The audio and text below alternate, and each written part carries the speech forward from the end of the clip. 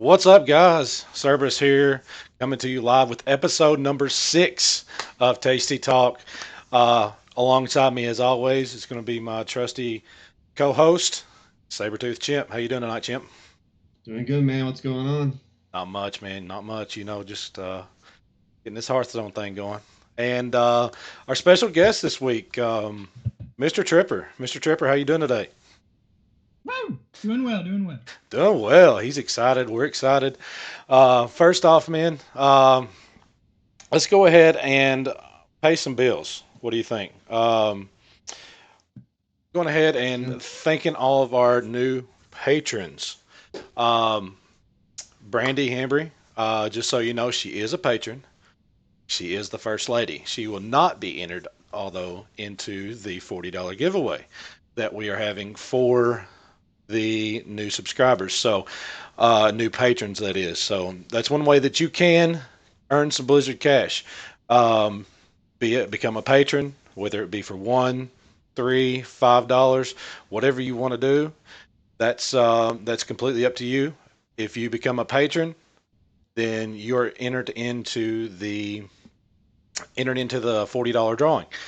Um, that is that is one way that we can actually give back to you guys and do what we said we were sought out to do. So, second patron we would like to give a shout out to would be Mr. Avantes. Mr. Avantes, thank you very much for your donation and becoming a patron. We really appreciate that. Um, that is Patrick Freeman, by the way. And actually, looking off my list, we had who was our latest patron? It was um, The Hero Power Hero Power was Gang. one. I know that. I didn't know if there was a particular name that went with Mm-mm. that, but Either way, shout out to all three of those guys, and we yeah, appreciate their support. those guys have been super helpful, and we can't thank those guys enough. Um, Also, let's see our new Twitch subscribers. Um, HFM TV, they're actually a new Twitch subscriber, or follower. I'm sorry. Um, let's see, uh, Winter Mutter, Winter Muter. Muter, Mr. Nasty, Avantes as well has started following us on Twitch, and thank you to all those guys that actually come out and watched our streams. I know I streamed for about 5.5 hours last night. If you happen to jump in at any time between the hours of 11:30 ish to about 4:30 this morning, you would see my face. And not saying it's the best looking face, but we played Hearthstone, so. Uh, um, but yeah, thank you guys so much for that, and the guys over at YouTube. One shout out I would like to give. Actually, talked to the guy during midstream. He stayed with me most of the night last night. It was Nick's Nano. He actually I got to talking to him. He's a very cool dude. Thank you so much for subscribing to the YouTube channel, and we look forward to talking to you again soon. So, um, got us some very cool deviant art. Defiant art, is that how you say it? Yeah, yeah, Divine Defiant art. Art. Yeah, man. I see. I'm so out of the loop on this stuff. Starting to tell my age a little bit, but yeah. Um, that being said, man, you've called them out, Chimp. Oh yeah. You've called them out. Tell us a little So bit about what you got going on. yeah, so on I believe it was Saturday and Friday. I was doing some fun stuff, playing some decks like the Alarmabot deck with Druid, where you just play a bunch of big minions. Disguised Toast actually streamed it, so it's pretty fun. It's a pretty cool deck list. And while in my stream, a couple of the guys that were in chat actually challenged me. They were like, "Well, I've got some combo decks," and one of them was Shroom Lord. Shroom Lord played me with a combo priest deck where he was using the Valen Priest combo, where you just blow up and throw a bunch of damage at the opponent's face, and it was really fun. I really enjoyed it, and it got a lot of chat interaction. We all had a good time watching the game and just discussing the lines of play that was going to happen and just doing the combo stuff. And it was really fun. So on tomorrow's stream at 12 a.m. when I get on, for anybody who wants to come to the chat and just basically call me out and bring a combo deck, it has to be a combo deck, then I will go ahead and play them live on my stream. We'll just play right there and we'll have a good time. And we'll see whose combo deck is the best. Right now, I've got the Alarma Legend going, and it's pretty fun. So, and it does throw some big minions down. So it's pretty good. That did look like a lot of fun. I actually tuned in to watch a little bit of that stream, and it looked like it was a lot of fun. Um, I want my shot. I want my shot, man. Show up tomorrow, man. But yeah, guys in chat, guys watching this right now, you have been called out by Sabretooth Chimp. I don't know what I mean, he's maybe glutton for punishment or what it is, but he's wanting you to come and beat up on him. So, for my sake, I wish you would. I really wish you would. Um, so let's go ahead and talk about our week in Hearthstone.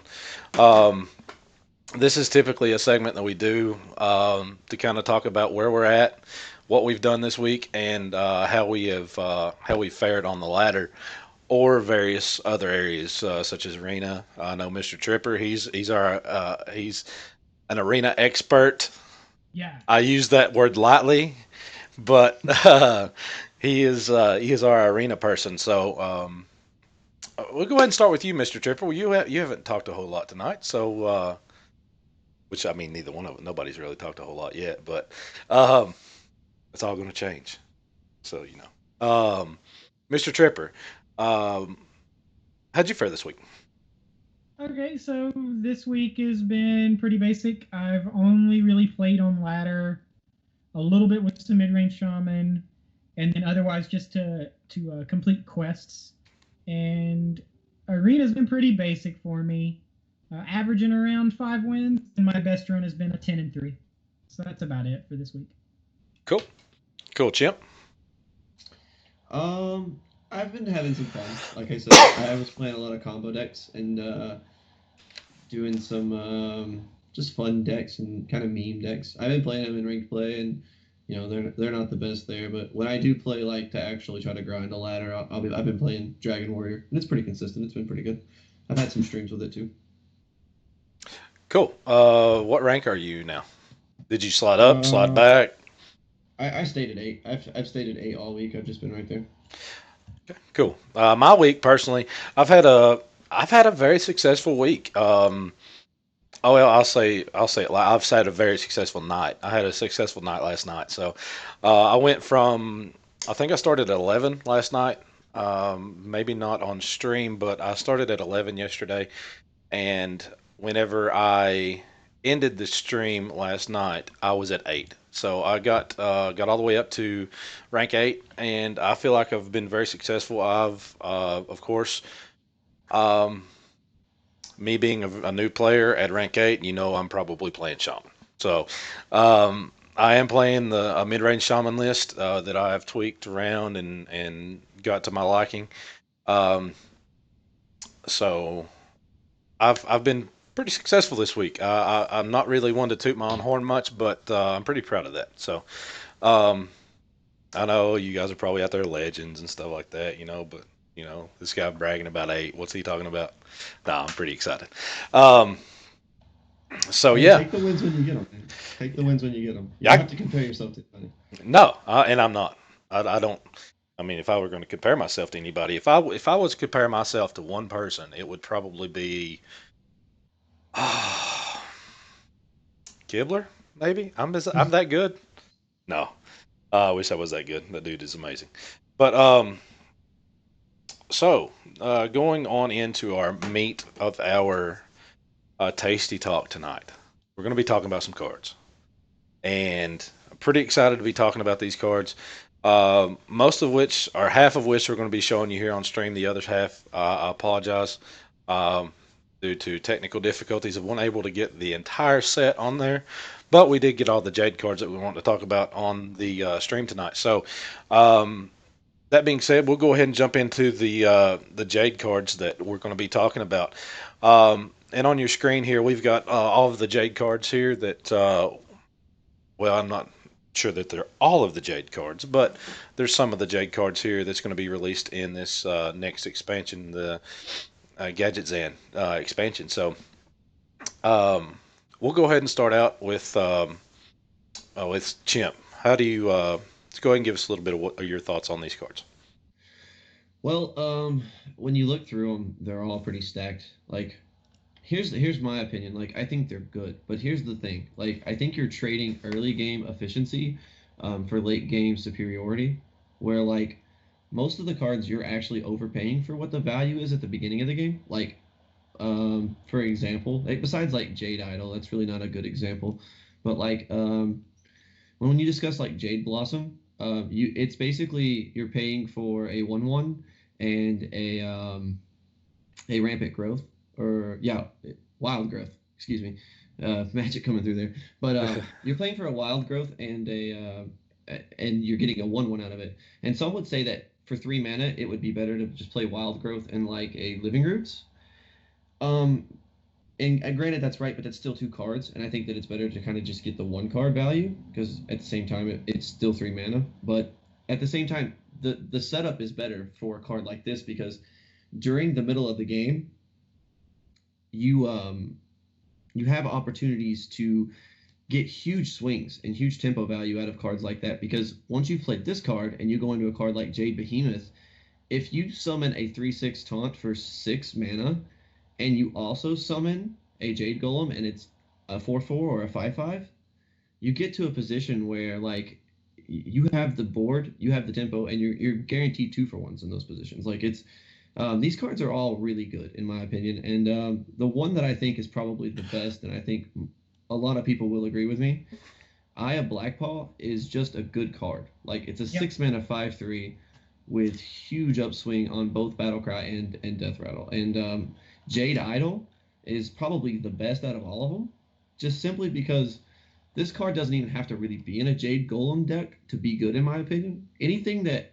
Anytime you have a card that gives you the ability to have a choose one effect is good, in my opinion.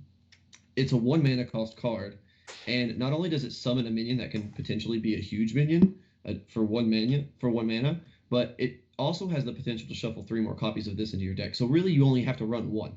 Like you only have to run one Jade Idol for it to still be good. I think you want 2 because 2 is just better, more chances of you to draw the card. But like this card is going to be really impactful from the beginning of the meta. From like the beginning, we see these cards enter the meta. You're going to see Druid List playing this card, and it's going to be super impactful. Like I mean, this card by itself takes fatigue out of the game against Druids, and it doesn't only just take fatigue out of the game.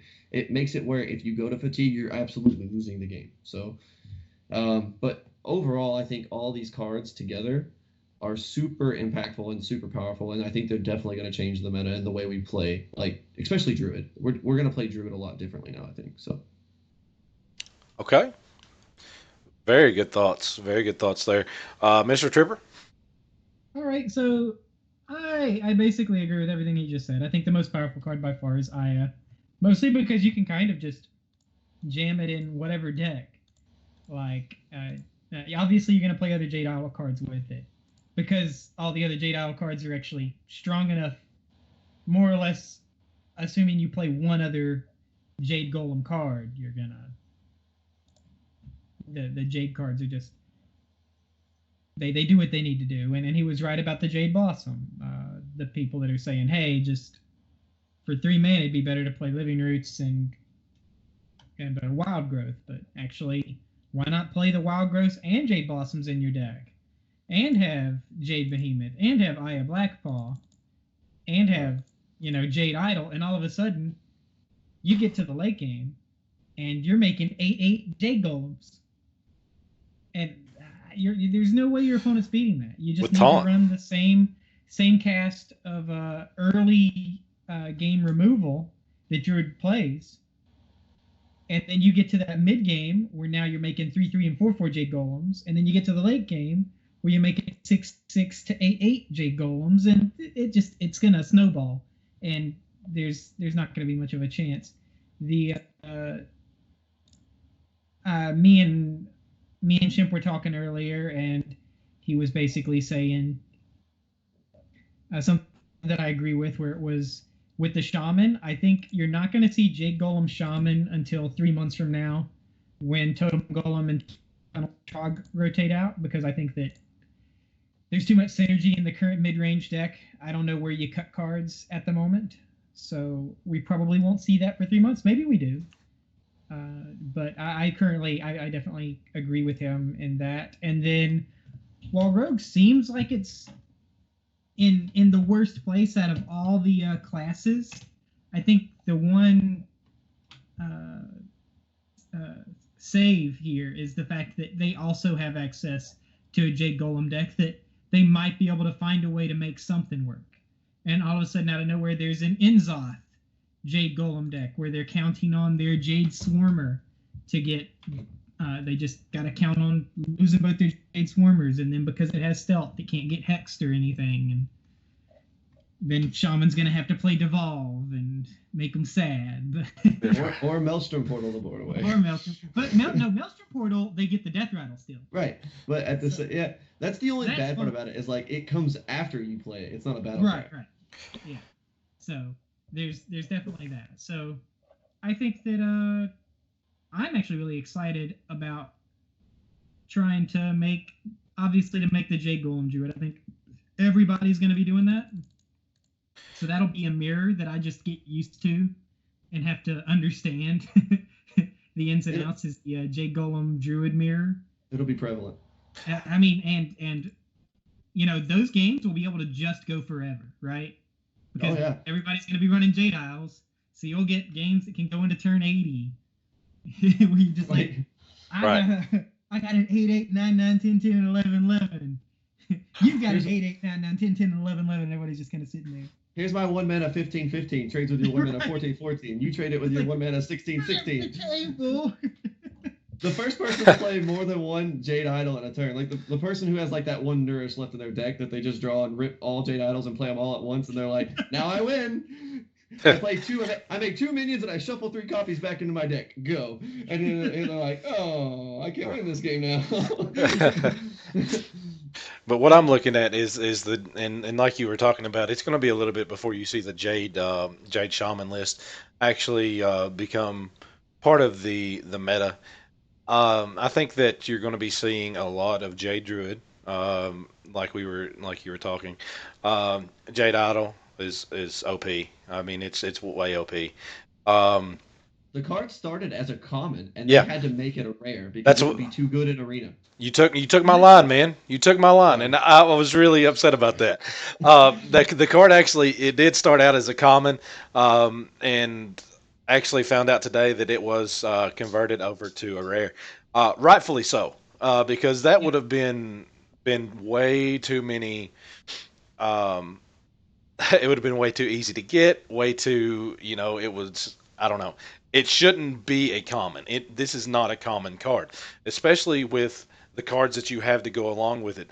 Aya Blackpaw, Jade Behemoth, Jade Blossom, like you said, your Wild Growth. It's going to be, the Jade Blossom is just a Wild Growth with a Jade Golem. So could you imagine, turn 1, you drop your Jade Idol. Okay, you shuffle 3 into your list.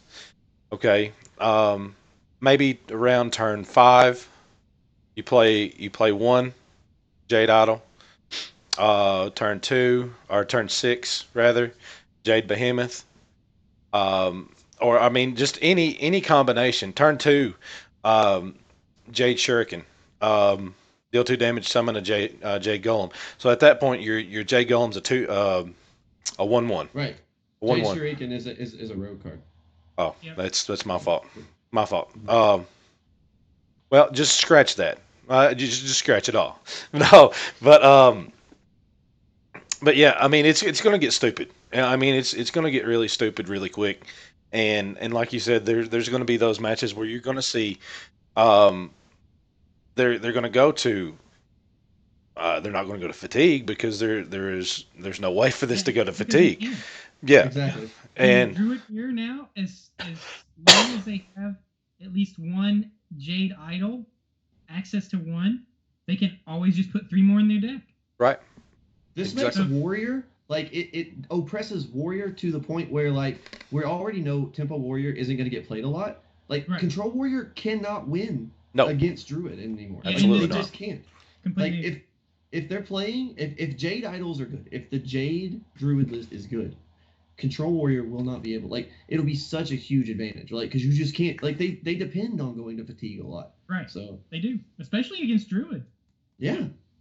Like absolutely But- against Druid. Let's go back real quick because I want to highlight this. Like the reason Jade Idol, like the main reason it's not common is because if you get this card in Arena and you get multiple copies of it, you never lose. Right. Like you can't lose in Arena. And like think about it, it being a common, like the opportunity for you to get in Druid's way high. Like it's like you're probably gonna see 1 or 2 of these every arena. That maybe I'm not an Arena player. They're gonna do they always do a increased offering on Right. newer sets. So that was the next thing I was going to talk about actually, is that this is definitely, especially when they do the bonus. I think the bonus generally lasts for the first 3 weeks, first 4 weeks after a set comes out, where the offering bonus on cards from the new set is something like you're 3 times more likely to see a card from Mean Streets of Gadget Sand than you are from any other set, including Classic. So, for instance, during Karazhan, there were people that had 7 Firelands portals in their deck because the offering bonus was so absurdly high. Like 6, like you were regularly seeing things on Reddit where people were talking about, oh, I drafted my second 6 Firelands portal deck. And so you're at least in the start, I think there's definitely going to be this, like, you just got to look at all the comments, like something like Jade Spirit. Like, I already draft Rogue a lot. I draft Druid a decent bit. I'm not, I mean, I guess I draft Shaman some too. I draft Shaman the least out of those 3, but that might go up now because at least during the offering bonus time, because like Jade Spirit, a 4 mana 2/3 that's going to give me a Jade Golem. If I know I'm going to get 2 to 3 of these in my deck each game, and I can pair it with the other Jade cards from those classes. I mean, obviously, Jade Lightning, if I can get, that's a common. So Yeah. that is the type of card that I will be able to get 6 or 7 of in the offering bonus time frame.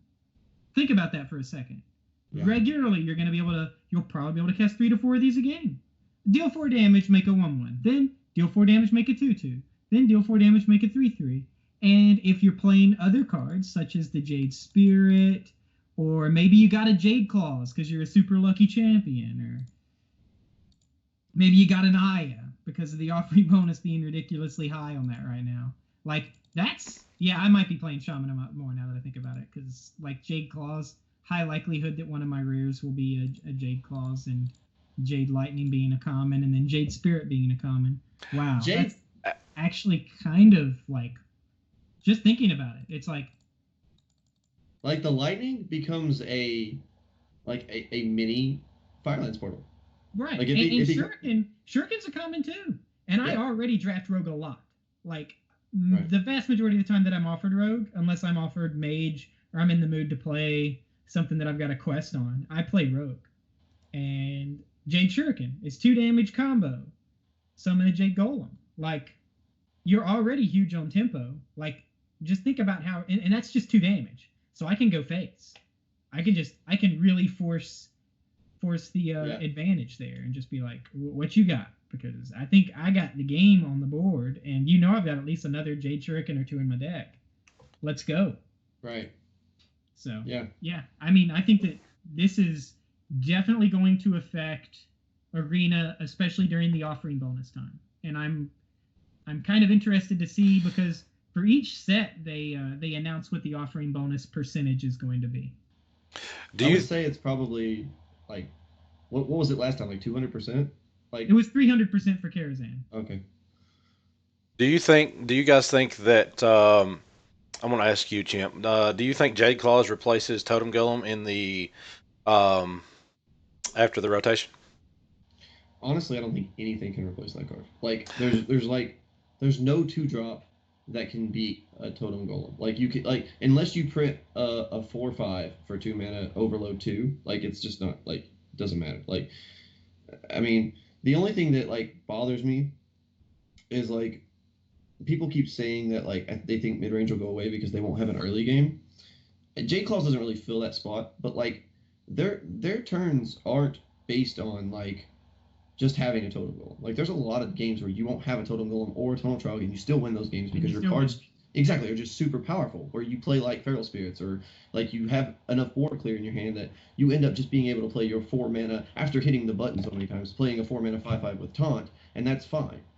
And we'll get into more cards later, but you know, it's not the issue of like what's going to replace Totem Golem, because like we're going to have another expansion once the rotation happens. There'll be another expansion in like 3 or 4 months, and then we'll kind of see what they give Shaman, because that's when you're going to see Shaman either get hurt or Shaman just kind of fall into the medium. Like I don't think we'll see Shaman fall like people think it is. People think Shaman's going to go directly to the bottom of the ranks, and that's not going to happen because one, they're not doing anything to control Shaman, and control Shaman's just getting better. Like they're actually helping control Shaman by printing this stuff like this, because board clears are going to become more important, and the best board clears in the game right now come from Shaman. Like Shaman has elemental destruction, they have access to spell damage every turn, they have lightning storm and maelstrom portal, so they can control your early game.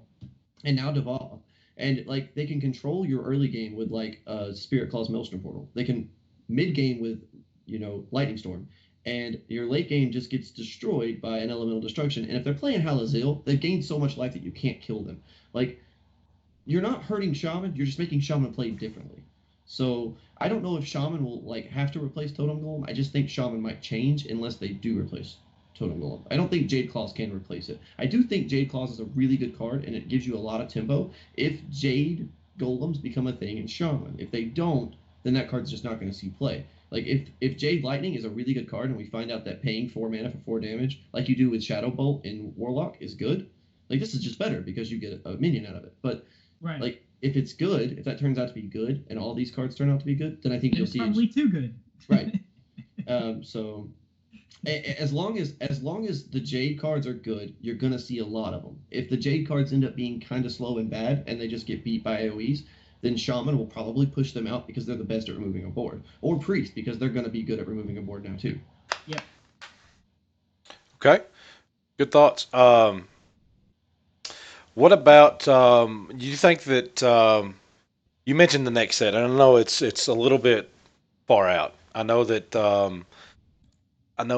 it's going to be a little bit farther out than what we can anticipate nationally. We're not mind readers or anything like that.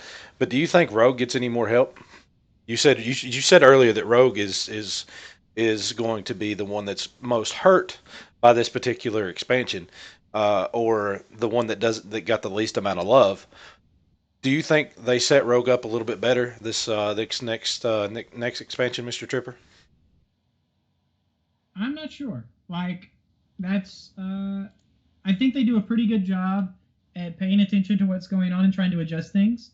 Like, a lot of people were giving them a lot of flack for how weak Priest has been. And as it turns out, we've started to see, like, Noblord did a 12-win run in Heroic Brawl, and now he's in the highest ranks of Legend playing a Control Priest, and there's some other people making Control Priest work now. But for the longest time, Priest was just bad. And now you look at this set, and it's like they've gone in and they've done a lot of things to adjust that. The thing that I would actually like to see happen is them to supply Rogue with some cards, because there were still multiple versions of Priest. They weren't very competitive because they hadn't been fine-tuned properly. But Rogue, there's only Miracle Rogue. And, I mean, you look at Hunter, and you've got, Face Hunter, and Mid-Range Hunter, and Secret Hunter, and you look at Shaman, and you can play a bunch of different flavors of Shaman. The only one that's got the best, that's actually a quality deck, is Mid-Range, but you can go a bunch of different ways and still win games in ladder. And same with Warrior. You can basically go down the line with each of the classes and go, look, there's a bunch of options. When you get to Rogue, there's only Miracle. But I guess that it was played enough that Hearthstone didn't feel the need to really push Rogue this time around. And so hopefully, like not to be, I don't know what the word for it, not to be negative or anything, but you almost want Rogue to get just completely pushed out and be made fun of like Priest has been. So that way they're forced to actually make cards that are that help lift it up. Because as long as they're always constantly lifting up the classes that are near the bottom, then you're just gonna keep mixing things up, and people will keep wanting to play, and then we'll have something to talk about. Right. Fun game to play. Mr. Chimp, your thoughts on the new expansion after the Mean Streets of Gadgetzan about Rogue? I think we need to see. Well, about Rogue, I think Rogue is going to be Rogue. Here's the problem with Rogue. So when Rogue came, like the first part of Hearthstone, Rogue had a really good hero power, but then they nerfed it, and from then on, it's kind of snowballed where they just didn't really have an identity after that. Like you can look at Shaman and know that totems and things like that, spell damage, that's their identity. They have an identity. You look at or they're just going to win with like a board clear and then build a board. And you look at Mage, they're going to win with fireballs and spells and stuff. Then you look at Druid, they're going to ramp. They have an identity. All these classes have an identity. But when you talk about like Rogue, it doesn't have that. Like it has like stealth and like Miracle Rogue, which has been the one thing that's kind of shined. Right. People try to make that work, but at the same time, it's not really their identity. Those cards are just they're in every other class. Like you can look at Stranglethorn Tiger and go, that has stealth and it's a 5/5 for 5. It's a good minion. Giving like stealth to a class isn't necessarily helping the class. It's not giving it an identity like you have Mage or Warrior, and it's kind of they kind of need to do something where they start printing cards that are consecutively and consistently doing the same thing instead of mixing it up with like trying to pushing Burgle, like this is what we want you to do, be a thief deck, and it not working and knowing it's not working, and then kind of continuing that in this, but then kind of separating it and doing more stealth stuff. Like they didn't just stay consistent with it. They were like, well, here's some Burgle cards. They're not very good, but here's some stealth cards too if you want to still play like your Miracle style cards. So I don't see this next 4 months like Rogue being even like tier 4. Like it's gonna drop pretty hard. I think it'll be bottom of the barrel, and I think we'll have maybe in the next expansion, if like history repeats itself, they may like give it some help. But the issue is that you have to have one class that just kind of isn't there, because if every class was like super powerful, then the game is just not interesting to play because it just depends on 50/50s and high rolls. Right. Okay, good thoughts, and I hopefully they do notice it, like Mr. Tripper said. Hopefully they do notice that that Rogue has kind of got the shaft here on this latest expansion, and hopefully that they realize that. And I think it would be nice to see Rogue be a deck again. I think it would be, because, like you said, the Miracle Rogue just it's a nice thought, but I don't think it works really well in this particular meta. Some people get it to work, but you just don't see a lot of it. So moving on to our special highlights, and as far as the cards, this card that we're getting ready to talk about, the first card on our list was released this week. I mean, people thought Thing from Below was just out there, way too overpowered, whatever. But what about White Eyes? What about White Eyes coming on the scene here? The White Eyes card, I think, is going to be extremely helpful in Shaman, as if Shaman needed any help. But what do you guys think about that? Chimp, I know you love the Shaman, so let's hear what you think. Okay, so I'll make a comment about the Thing from Below statement. I would take, if they could print Thing from Below again in this, I would take it over White Eyes. Because Thing from Below is stupid. And if you can play 2 5/5s for 0 after casting Rag, then by all means, I would rather do that than have White Eyes. But I'm not taking away from White Eyes. White Eyes is a 5-mana 5/5 with Death Rattle that says, shuffle the Storm Guardian into your deck. Now that is a 5-mana 10/10. So what I feel like here, With I feel taunt. like With taunt. it has taunt. They both have taunt. Yeah. I feel like what's happening here is, for one, I think they understood what they were doing, and I take Blizzard into consideration by saying they did a really good job by not giving early game to Shaman, because I think they understood that Control Shaman would be where it was headed. Like, Shaman has the potential to be a really good control deck, and they're giving it more utility. But Wide Eyes also fits in a mid-range deck. Like, Wide Eyes is just a 5-mana 5/5. Like, it's not, if it would have been like 6 mana, then probably not. But it's a 5-mana 5/5. You can play it on curve pretty well, and it doesn't get in your way. And like, bigger synergies is like, if you hit it off of Barnes, this thing gets nuts. Like, you hit this off of Barnes and get a 10/10 into your deck, and then maybe draw it in 2 turns and play it on turn 6. Then they have to deal with your 5-mana 10/10 taunt guy, and then you play a rag, and then you killed him, and then that's it. Like, a lot of times they're gonna, like, a 5-mana 10/10 is gonna soak up so much removal and value that they just can't come back from that, especially if you play a rag, like, or a Thunderbluff Valiant, or a 2 Think from Blows the turn after. Like, that's the kind of stuff that's going to happen, where it's what we're going to see in the next few months, I think. Because this is going straight into mid-range Shaman, whether people think it's too slow or not. This card will immediately be put into all mid-range Shaman lists, even if it's just for testing. And I'm 99% sure that it's going to work. Like, it's just going to blow people out sometimes. Like, there's going to be games when you're like, well, they had the Wide Eyes, and they Barnes the Wide Eyes. I lost the game. And that's the reason. It's the same thing as saying, like, when people played a Totem or a Tuskar Totemic and got a Totem Golem off of it, they just lost the game because there was so much value out of that card. Like, you play this, you get value out of it, and then they have to deal with the 5/5 first, then they have to deal with the 10/10. So it's not, I mean, it's going to be really difficult for mid-range decks, especially where this is going to shine, to deal with this, unless you're Priest maybe, and you can deal with the first one. But I don't know how you deal with a 10/10. I still, like, they don't have really, unless they entomb it maybe. They probably kill the first one with, like, the Dragonfire Potion and then go for an entomb. But that's still good. You still did pretty good. You 2 for 1. So you take it every time. Like, in Control, though, this card is going to wreck people, because in Control, they're going to play Ancestral Spirit. And Ancestral Spirit means when it dies, it comes back, which means that it's going to die, put a 10/10 into your deck, it's going to be there again, it's going to die again, and put another 10/10 into your deck.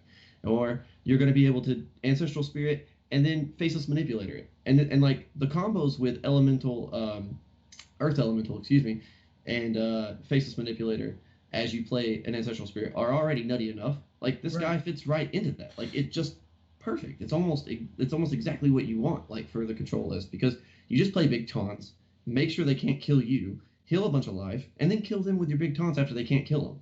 Like, that's what you do with the Control list right now, and I think it's going to get better as the meta slows down, because there's a lot more removal. So Wide Eyes is going to be like an all-star in that deck.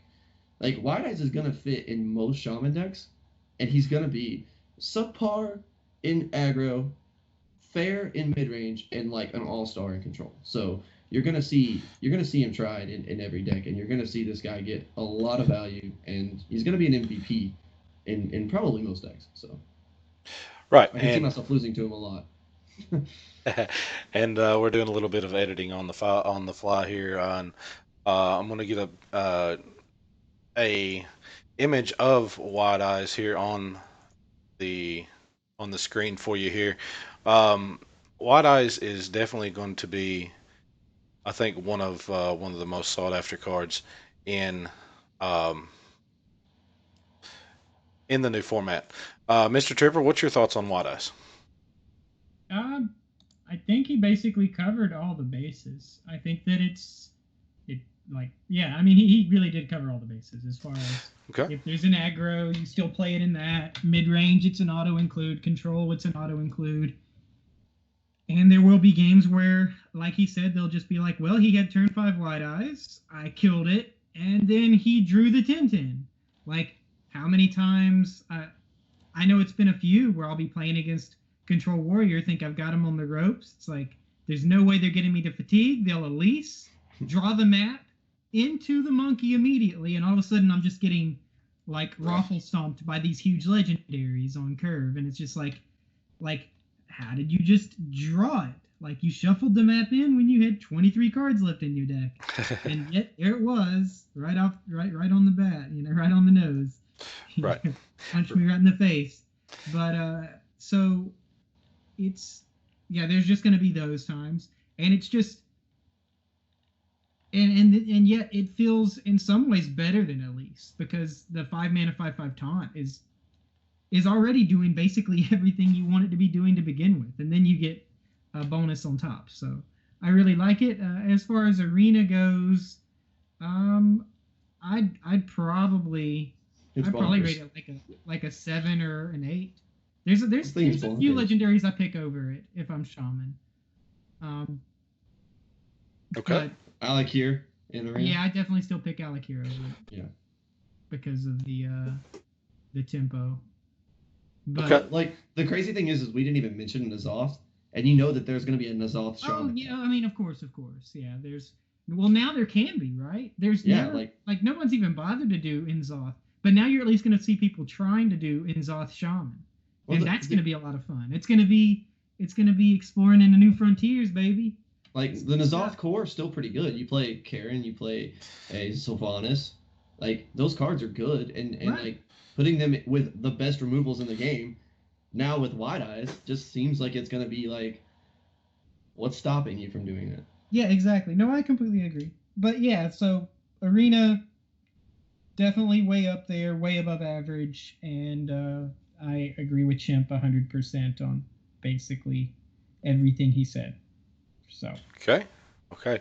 Going on to our next card is going to be the Mana Geode. I'm going to go ahead and start. This is a card that is priest that reads, whenever this minion is healed, summon a 2/2 crystal. It's going to be a rather sticky minion if you can keep it on the board. Something similar to your cleric, your Darkshire cleric. That is going to it's not going to draw you cards, but it's going to put creatures on the board. So what are your thoughts on this, guys?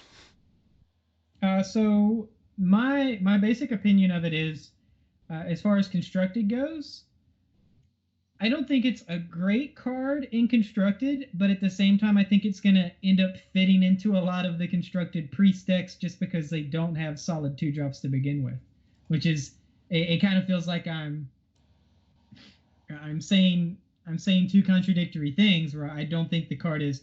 I think that there's a lot of people that really, really like this card, and I think that its effect isn't as strong as they're making it out to be. But at the same time, I still feel that just having a priest card, a 2-mana 2/3 that did something, that had some type of effect that you could get something out of in the late game, would basically make it an auto include because of the low amount of 2-drops for constructed. And also in arena, like you need to fill your 2-drops up. That's one of the biggest problems priest has in arena right now is lack of 2-drops and being able to apply pressure in the early game. So it'll definitely be good there. The fact that it's an epic means that it doesn't help priest out that much in arena, unfortunately. I won't be seeing it that often, which is kind of unfortunate. But there's the mild chance that now I'll get one more 2-drop from my priest deck. But yeah, overall, I would say that I don't think it's as good as everybody thinks it is, but at the same time, it'll probably still be played in a lot of the decks. So, okay. And you, Chimp? Mr. Chimp, what do you think about the hype behind this card?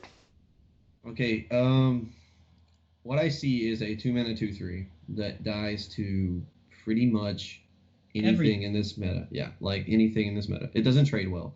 So it's not going to get healed often. Like you're not going to be able to like trade into like a 2/1 if they like play a Loot Hoarder and you're playing against the control matchup. But if you're playing Priest, you really don't need to beat the control matchup because you already do if with the cards that are coming out, of course. Like you already probably will.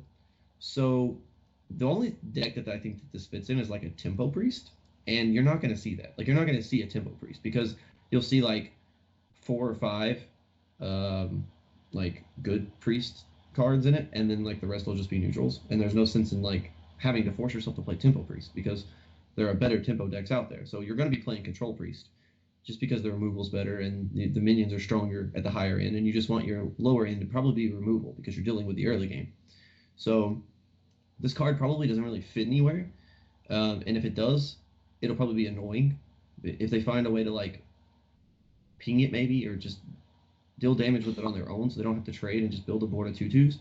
Like that could be good if they find a way to do that, but I don't see like tempo priest becoming a thing, and I don't see this card seeing a lot of play. I see this card just basically being like an experiment card where like people try this whole, you know, maybe in Dragon where like they try the tempo list that way because I guess but they're still more of a like Dragon's still more of a control list for priest. It's still not really a tempo list, so it's not like Dragon Warrior where you play on curve and try to kill them quickly. Like you want to be able to play Ysera in priest and get value out of the Ysera cards, and Mana Geo doesn't get you to Ysera. Like you would rather just have like a pain in that spot and kill something else instead of try to trade. So Okay. Right. Like I think that I think the big thing with this card is with all the hype that's been behind it, like we're definitely gonna see any and everybody jamming some mana geodes. That like I just don't think the card's very good. But at the same time, I know that I'm gonna see people playing with it on the regular, and so it's like I have to concede that. Like I have to concede both points. It's like I don't think it's good, but I'll still concede that like that way people can't come back and oh Tripper, I remember when you said that card was bad. Look at how people play this card. It's like no, I still think the card's bad, but yeah, I wish it wasn't epic because Priest definitely needs 2 drops in Arena, like badly, sorely badly. And I don't even think an epic. So uncontrollable weeping, I guess. I don't think that this ability actually like clarifies epic to me. I agree with you. It doesn't scream epic to me. I would be happy with it at common. Well, even a rare. Okay, so if this is like a 2-mana, even if this is a 3-mana 3/4, it's immediately better, and it's immediately something that I go, they're probably playing this in every list. Like, yeah. There's not a list that they don't need 3 drops for one, and there's not a list where it won't trade with something and then get you value when you heal it. And if you have like a Northshire Cleric in play, you just ultimate value. Like, right. That's like 3 for 1. Right, exactly. Yeah, you're actually talking. You're actually doing stuff. But they wanted to lower the mana cost for some reason, and I could see having like a 3-mana 3/3 body. Even that is like way better. Just that 1 point. I don't know. I just don't see this being good because it's a 2/3. Yeah, I mean, I agree, but again, Priest really wants 2 drops, and like in aggro Priest, it would be nice if an aggro Priest deck existed. That's tough. That's tough. I agree. I completely agree. But they need 2 drops. It just to help Priest out in Arena, it did not need to be epic. So right. Sadness. And I agree. I think this card will be suited more as a rare, possibly even a common, like you said. Yep. I can see it a rare. Yeah, I'm with you on that, and a rare. I've seen worse rares. Exactly. Yeah, for sure. Going on to the next card is going to be our Cabal Crystal Runner, and we got that on screen for you now. Cost 2 less for each secret you've played this game. It is a rare, and it does go into the mage list. What are you guys' thoughts on this, Chimp? Okay, so here's my problem with cards like this. Because this card is really good. Like, this card is really good. But the problem is the secrets aren't very good. Like, secrets in mage aren't great. Like, there's nothing that you want to play early. Like, with the Cabal Lackey. Like, there's nothing that you want to play on turn 1 that you can't play on turn 3. And if you're going tempo mage, like, this is the way it's trying to feel like a secret tempo mage style of play. There's nothing that you really want to play early rather than minions. So if you're like,